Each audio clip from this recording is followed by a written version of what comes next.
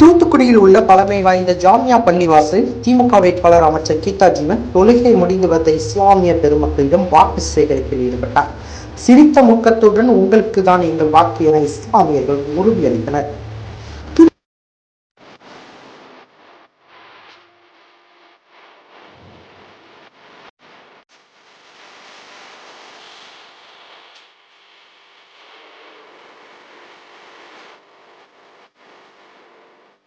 தூத்துக்குடி சட்டமன்ற தொகுதியில் திமுக சார்பில் அமைச்சர் கீதா ஜீவன் மீண்டும் போட்டியிடுகிறார். இவர் தீவிரமாக தனக்கு உதயசூரியன் சின்னத்தில் வாக்கு சேகரித்து வருகின்றார்.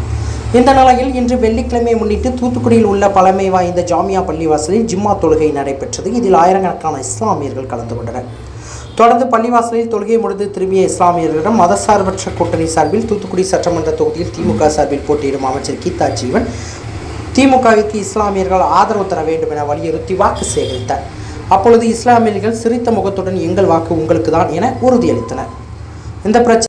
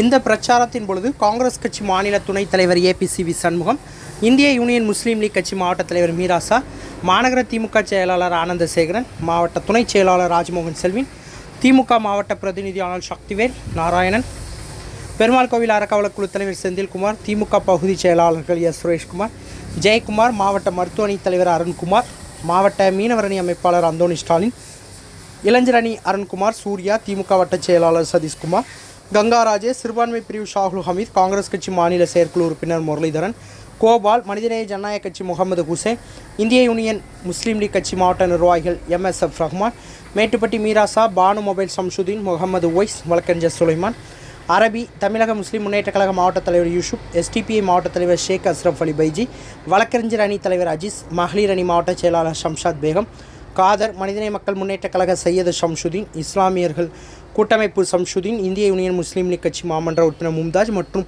விடுதலை சிறுத்தை கட்சி, தேமுதிக, இந்திய கம்யூனிஸ்ட் கட்சி, மார்க்சிஸ்ட் கம்யூனிஸ்ட் கட்சி, மதிமுக, மக்கள் நீதி மையம், மனிதநேய மக்கள் கட்சி, STPI உள்ளிட்ட அனைத்து கூட்டணி கட்சி நிர்வாகிகள் கலந்து கொண்டனர்.